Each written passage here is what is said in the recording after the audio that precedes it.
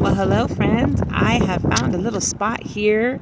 I found this wonderful little picnic table right here up on this little summit, and I can see right out over the bay. I can see the wharf. I can see the Coast Guard. I can see over here. I'll scan real quick. Hold on, not too quick because I don't want to get dizzy. But this Cannery Row over here. You can see Cannery Row. And so this is a beautiful day here. As you can see, it's sunny and it's nice. I'm sitting out here without a sweater. The wind's just now starting to kick up, and it's probably about 5:15ish, maybe even a little late after that. But just wanted to take a minute, had some thoughts while I was sitting here having dinner and reading and just contemplating. And I was thinking about little big deals and big little deals, and he knows all about it. So the reason I'm thinking about that is because I have a situation that someone is looking light at, right? It's really a big deal, but they're looking at it lightly. They're not considering it as important or serious. And that's okay. They're going to learn their lessons. But from the outside looking in, it was something I was thinking about. And then when I was reading something, it came up again. And it just reminded me, just because I see doesn't mean everyone sees, right? Just because I see something doesn't mean my neighbor sees it the same way. My brother, who's my blood brother, and we've done a lot of things coming out of the same womb, but we're still not the same, right? We all have different experiences, and we all have a different journey in how we learn things.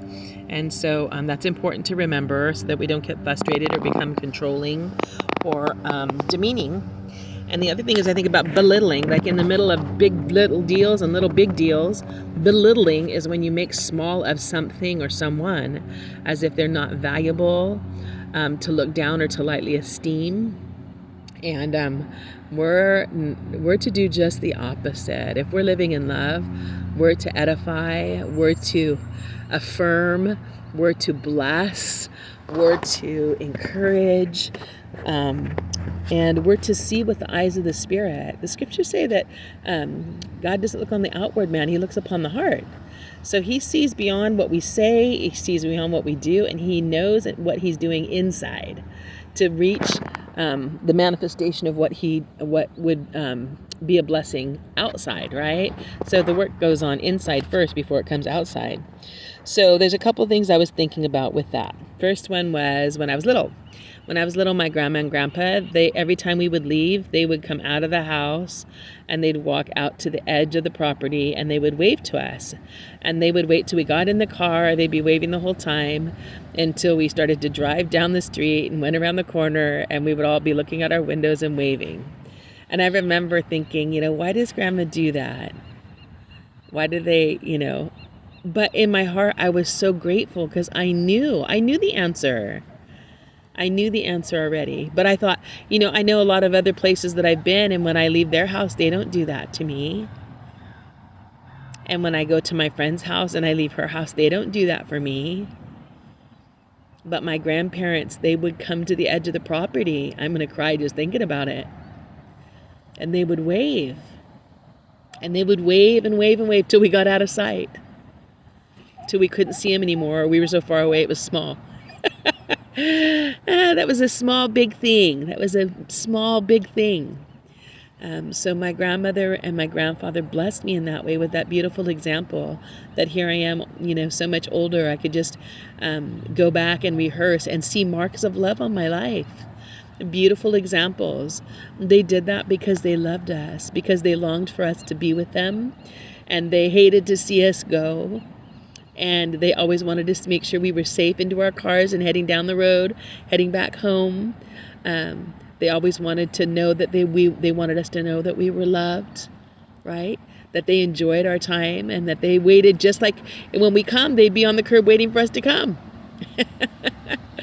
But particularly when we'd leave, they would always be just waving. And I remember, it being a special thing. So I'm thinking about that's a little thing, but a big thing, right? And then I was thinking about, what about Jesus? Was there times, is there a story in Scripture?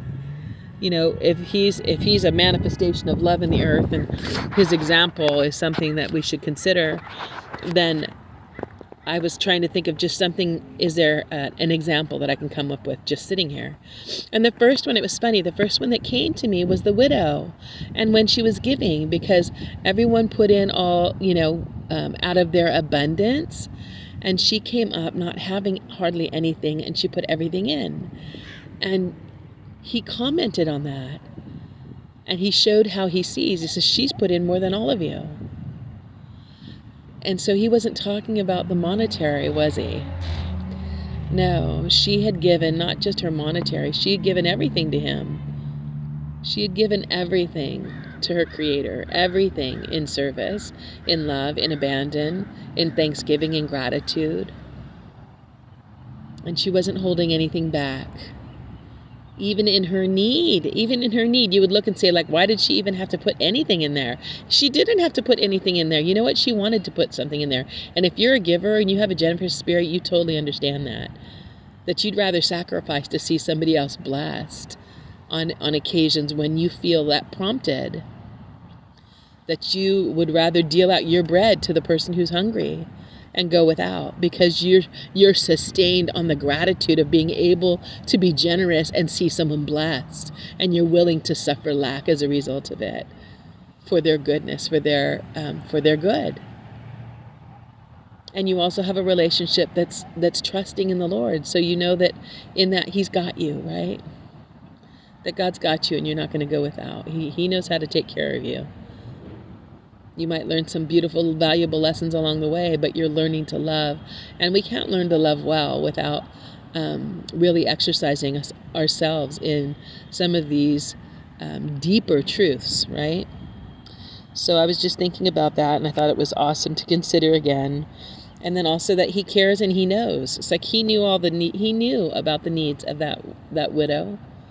I was thinking about Elijah, and how when Elijah went to the widow again, and he says, give me mine first. She's like, I only have a little bit of oil and a little bit of flour.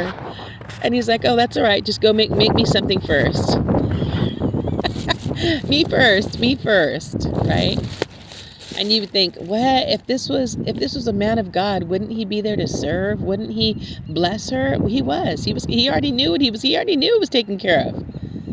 He knew the reason he was there. It was all going to get taken care of. But before he got to work, or before he was like, I'm a little hungry, so let me just take care of this, and then we'll get about business. I mean, we don't see the whole conversation or fill in the lines of what was really going on in the hearts or the minds of anyone that was involved. But if we put ourselves in their shoes, we might have some questions, and we might have to walk through some of the scenarios to realize how these truths apply, and how we can see and perceive or misconceive or misperceive sometimes the things that are happening if we don't look below the surface. So that is something to consider. Little big deals and big little deals. And the other thing was belittling, right? And that He sees everything, so we don't have to fret, we don't have to worry. So even when someone else can't see, or I always think about, there was a time where I remember I had a dear roommate, and it was before I was ready to really open up about some of the stuff, where I'm totally transparent now about everything. But there was a time I was a little more hidden, and I was a little more careful, and I was a little more untrusting, and I was fearful of being hurt. And so in that, there was something I started wanting to share, but I didn't want to share it with everybody that was there. I just wanted to share it with her. And at one point she said, Adrienne, you don't have to tell me. It's okay, because God already knows. And I remember thinking, well, I don't understand what you mean. Like, I want to tell you. Like, I'm not talking about God. I'm talking about, telling you so that you can be praying for me. And that you can help me if you have any advice, right? So it was very 3D-ish, so to speak. And so, but I loved her answer, and she came back with that answer so many times until I finally got it. Not that same situation, but over and over again. She was a faithful friend leading me to the unseen, and to recognize and realize things that I had not seen and that had not recognized and I had not realized. So I'm sure that you all have friends like that, and I hope that tonight you'll remember them and count them blessings. Maybe tell them so. Take an extra time to make a care call and tell them that you love them and you're thinking about them because you heard a story about a faithful friend. And I hope that you'll consider some of the things that we've discussed tonight and be blessed with them. Have a great evening, and I'll talk to you soon. Bye for now.